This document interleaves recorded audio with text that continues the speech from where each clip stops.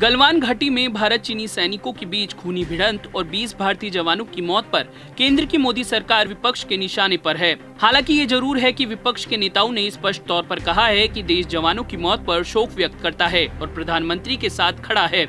लेकिन विपक्ष के नेताओं ने निशाना साधते हुए ये भी कहा कि प्रधानमंत्री नरेंद्र मोदी को देश को सच्चाई बतानी चाहिए कि आखिर हुआ क्या है। घटनाक्रम से देश में भी काफी आक्रोश है। एक वीडियो जारी करते हुए कांग्रेस नेता राहुल गांधी ने सवाल पूछते हुए कहा कि पूरा देश और हम सभी आपके साथ खड़े हैं, लेकिन आप बाहर आइए और देश को सच्चाई बताइए। इधर शिवसेना नेता संजय राउत ने कहा कि आपके नेतृत्व में देश चीन से बदला लेगा, लेकिन देश सच जानना चाहता है। वहीं पीएम मोदी ने देश को संबोधित करते हुए कहा कि जवानों की शहादत व्यर्थ नहीं जाएगी। इस पूरे मसले पर विपक्ष के नेताओं ने केंद्र सरकार पर निशाना साधते हुए क्या क्या कहा, जानने के लिए देखिए पॉलिटॉक्स की है खास रिपोर्ट। ये है टॉक्स न्यूज नेटवर्क और आप देख रहे हैं पॉलिटॉक्स, राजनीति का कच्चा चिट्ठा।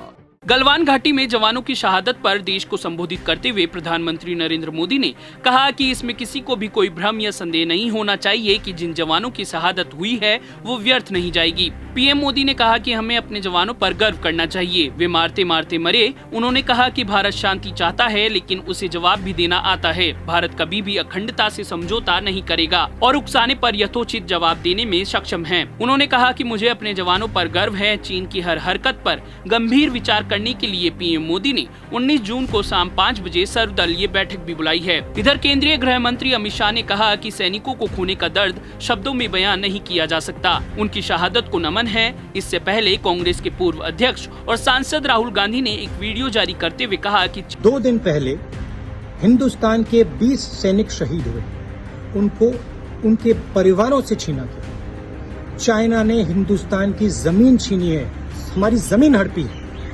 प्रधानमंत्री जी, आप चुप क्यों हैं? आप कहां छुप गए हैं? आप बाहर आइए। पूरा देश, हम सब आपके साथ खड़े हैं। एक साथ खड़ा हुआ है आपके साथ देश। बाहर आइए, देश को सच्चाई बताइए। वहीं कांग्रेस महासचिव प्रियंका गांधी वाड्रा ने भी ट्वीट कर सरकार से सवाल पूछा। प्रियंका ने ट्वीट कर लिखा कि हमारी जमीन, हमारी एकता को ललकारा गया है। हमारे सैनिक और अफसर शहीद हुए हैं, क्या हम सिर्फ चुप रहेंगे? प्रियंका गांधी ने लिखा कि भारत सच्चाई जानना चाहता है। हमें एक ऐसा नेतृत्व चाहिए जो हमारी जमीन वापस लेने के लिए कुछ भी करे। प्रधानमंत्री जी, सामने आइए और चीन का डटकर सामना कीजिए। वहीं शिवसेना के नेता और राज्यसभा सांसद संजय राउत ने भी मोदी सरकार से सवाल किया। संजय राउत ने पूछा कि बिना गोली चले हमारे 20 जवान शहीद हो गए, लेकिन हमने क्या किया? राउत ने अपने ट्विटर अकाउंट पर लिखा, चीन की मुंहजोरी को कब मिलेगा करारा जवाब। बिना गोली चले हमारे 20 जवान शहीद होते हैं, हमने क्या किया? संजय राउत ने लिखा कि चीन के कितने जवान मारे गए? चीन हमारे जमीन पर घुस गया है क्या? प्रधानमंत्री जी, इस संघर्ष के घड़ी में देश आपके साथ है, लेकिन सच क्या है? बोलो, कुछ तो बोलो। देश सच जानना चाहता है। जय हिंद। शिवसेना सांसद ने लिखा कि प्रधानमंत्री जी, आप शूर और योद्धा हो। आपके नेतृत्व में